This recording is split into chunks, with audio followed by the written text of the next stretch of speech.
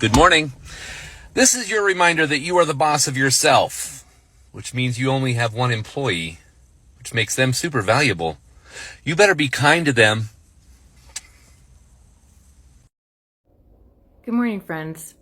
Have you ever thought for a second how bizarre it is that we put so much emphasis on our appearance as the most important function of our bodies?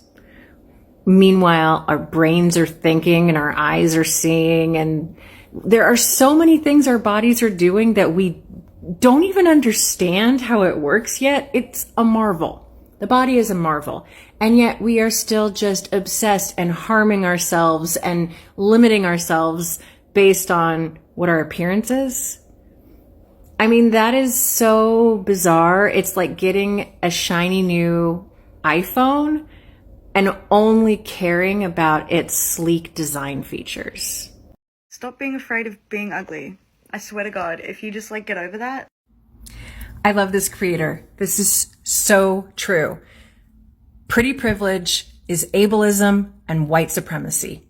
That's all it is. And it's something that's imposed on us. We don't need to feel guilty, but we certainly don't need to play into it, and we don't need to let it get into our heads. It's just white supremacy and ableism. So destroy it. Take it down. We can't judge each other because our presentation is reflective of so much more than whether or not we are playing into these roles. But keeping your eyes on your own work, don't let that be the goal, because that's beauty privilege is just white supremacy and ableism. Pretty isn't a feeling. Feelings are emotions or sensations. Pretty is not an emotion, and it is not a sensation.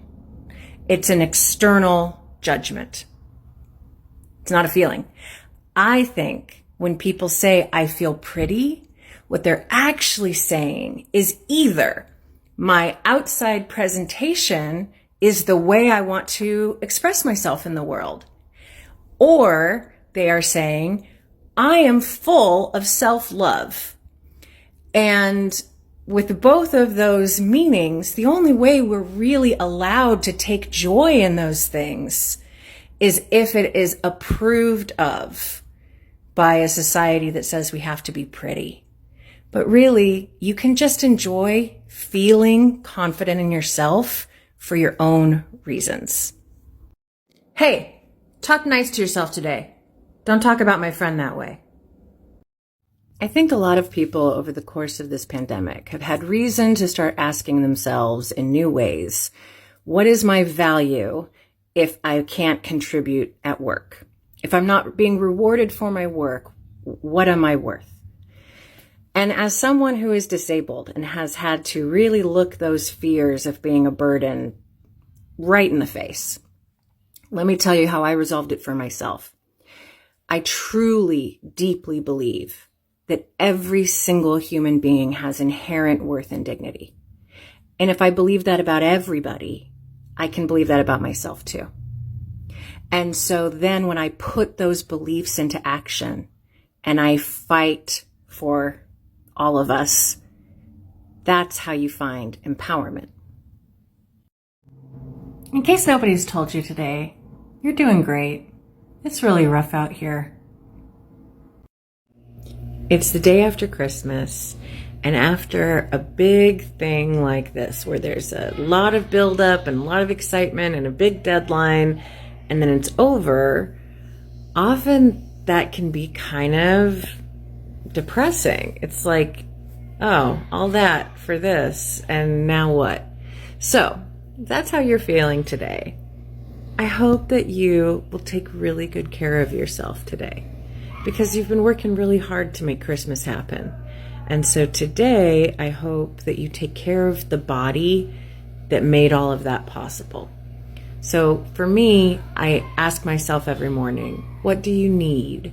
I ask my body that. What do you need? Today, it was a really long sleep in, a cuddle with somebody I love, and that's my breakfast. So take care of yourself today, and happy holidays. Morning, friends. We only have a couple days left in the year, and that means we are drowning in all of the new year, new you, New Year's resolutions, change your diet, marketing bullshit. One of the things I have trouble with, though, is I do actually have health goals. So I can't just be like, you don't know me, get out of my life. Like, I do have health goals. So how can I create healthy habits and reach those goals without tipping into orthorexia or the trap of personal optimization? You know, good habits can turn into bad habits real fast, and capitalism will just push you right over the edge. So I'm going to be talking about this more on my blog at bodyloyalty.com and here on TikTok. But the first thing I would say is you can't make any changes in your life unless they are sustainable. And they won't be sustainable unless you take your body's needs into account. I just want to state for the record that this account is pro fat people. I don't want to hear any of this nonsense about, but, what about health? But. No, save it. I never see that same energy for people who speed their cars or drink more than 3 times a week or live with chronic stress. Nobody's in those folks' comment threads going, but your health, but. So, no. I'm not going to tolerate any of that nonsense here. Fat people, I love you. Your bodies are wonderful. And I'm going to do everything I can to make this space safe for you. You do not have to do more than you can do. It's okay to just stop. This is good. How do you get to self-love from self-hate? Like how? How though? You know? Well, I'm disabled, and in my recovery life, I have to figure that out for my survival. And so what I've come up with is a trauma and disability informed approach to healing body image and body shame. And I call it body loyalty because I think positive, negative, whatever, it's still judgments. And you need a relationship with your body. So come and follow me on TikTok. It's Body Loyalty. On Insta and Twitter, I'm on Body Loyalty, and I'm on bodyloyalty.com. And let me show you what I've learned the hard way. When you're trying to set reasonable, sustainable health goals without falling into any of the traps of diet culture, one of the things that has helped me to keep as a North Star is the awareness that I cannot go faster than my body will allow. If I push myself too far past my body's present capabilities, then I am just going to find myself trapped in a never-ending cycle of failure and shame, or pushing myself to burnout, or harming myself long-term with maladaptive coping strategies. I've done all of them. For these things to really work, you have to go at the speed of your body. There is no law enforcement agency that governs what people's bodies look like or function like. So quit deputizing yourself into being a body cop. If I could pick your New Year's resolution, I would pick for you to speak kindly to yourself, to work on only speaking to yourself with compassion, because every other healthy habit, change, or goal you have for yourself after that will be so much easier. Think about some of the teachers that you've had over the years. Who got better results out of you? The ones who made you feel like garbage and made you feel scared to even try, or the ones who would just accept you how you are and help you figure out what your next steps were? So be the teacher you need for yourself and start by just speaking kindly. Before you can set any goal for yourself, a single one, and have it actually stick, you have to start with self-acceptance. Because if you can't accept who you actually are, what you actually are capable of, what resources you actually have at your disposal, then you will not be able to set a sustainable goal. Because if you set a goal and try to white knuckle and muscle your way to success, even if you meet that goal, you will only be able to meet it for a little while because you did not build in what you needed for who you actually are to be able to do the thing. So start with self-acceptance and then go from what can I do from here? Instead of where do I want to end up? Ask yourself, what can I do today given who I actually am? Your humanity is not an inconvenience. Your body is not an inconvenience. Your body is good. No matter what it looks like, no matter how it functions, your body matters because you matter. Your body is how you experience the world and how the world experiences you. That's enough to matter. This is what the last 48 hours as a disabled person has been like. Hey, did she just say that it's statistically unlikely that if you're vaccinated, you'll die of COVID? But amongst those that did die of COVID while vaccinated, 75% of them had 4 more comorbidities? And that's a good thing because they were unwell to begin with? Oh my god, you all are so hyperbolic. That's not what she said. So she didn't say those words. No, she said them, but it makes sense in context. So in a study of 2,000 people, only 36 people who were vaccinated died of COVID. And then 75% of those people had comorbidities. Right. That still doesn't make it better. Oh my god, you all are so uneducated and scientifically illiterate. Get that out of your system. Now let me provide you with some context. The CDC changes their guidance almost every other day. And most public health communication has been selling the vaccine as a get-out-of-jail-free card for death. And we just learned that we're high risk even with a vaccination of dying. They may have died, but they were unwell anyways. Well, conservatives are using it as misinformation. So because of conservatives, you're going to disregard what we're saying? We teach our children to hate their bodies by demonstrating for them their whole lives how much we hate our own. The good news is that we can reverse engineer this process. And all we have to do to teach them how to love their bodies is to demonstrate for them how much we love our own. There is not a single choice you can make that is always unhealthy. Even something like drinking soda, which science is pretty universally condemned. I drink soda every day because sometimes it's the only calories I can reliably get down. Sometimes it's all that people can afford. Sometimes it's the only clean water available. The point is, there is not a single choice we can make that is universally bad. And so we cannot look at other people and judge them because we don't know the rest of the context in their life. We don't know what variables they are responding to. So if you get in that mental habit, when you catch yourself judging and you go, hold up, I don't know what their resources are. I don't know what support they have. I don't know what medical conditions they're treating. I got to knock this stuff off. You're not just being kinder to other people. You will become less rigid with yourself. You will become more compassionate with yourself. You'll stop judging yourself. And you'll just do what you need to take care of yourself. It's a tremendous amount of work to make peace with your body, to find healing, to develop the habits, to develop these care routines. It's a lot of work. It's a lot of internal work as you face some of these ugly things you think about yourself. It's hard, but it is so worth it. Even if you never get to self-love, it is still worth it.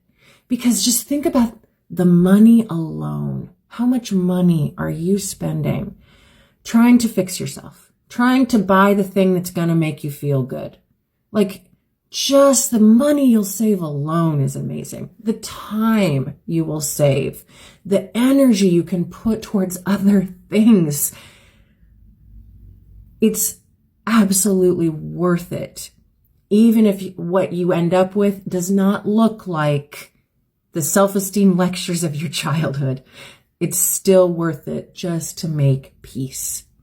Maybe it's true that making certain health choices will extend our longevity. But if what we have to do to enact those behaviors is so impossible because of the current lives we are expected to live, and we are filled with so much hate in the attempt, well, is the longevity actually worth it?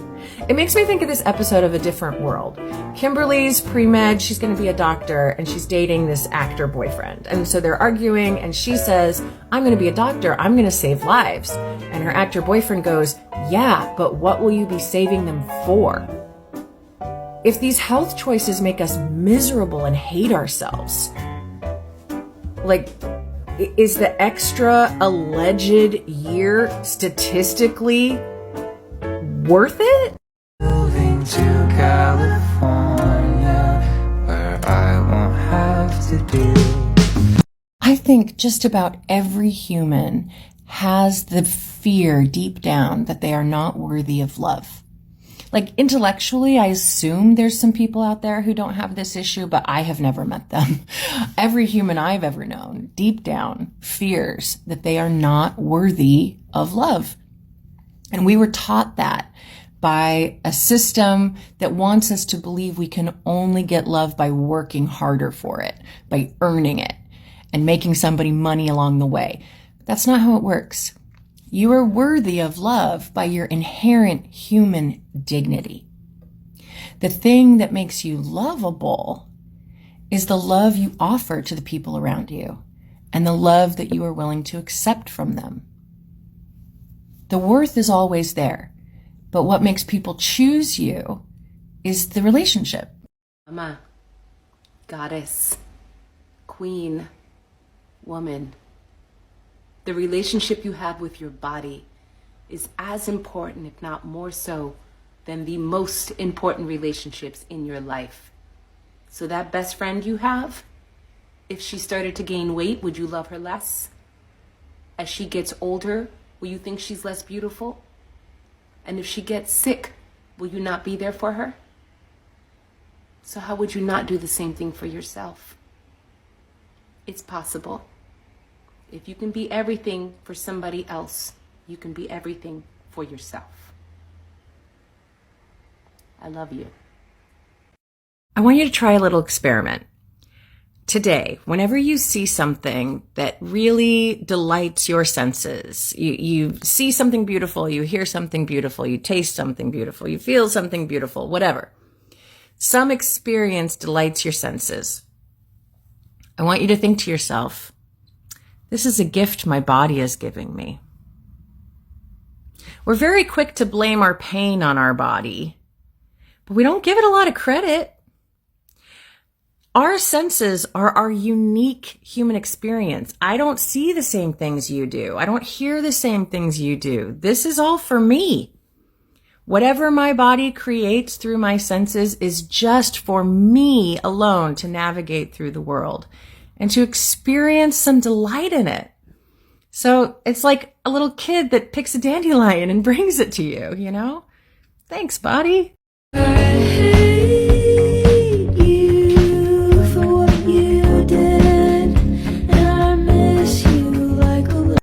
Valentine's Day. I hope you're spending it surrounded by people who love you, including yourself. But if you're working on that like I am, then today can provide some helpful avenues for you to explore. Because the same way that you would show love to a romantic partner, you can show love to yourself. So dedicate some time for yourself. Show up with some things that delight your senses. Maybe it's not roses and chocolates, but what's your version of that? Give it to yourself. Speak kindly to yourself. Point out the things you love about yourself.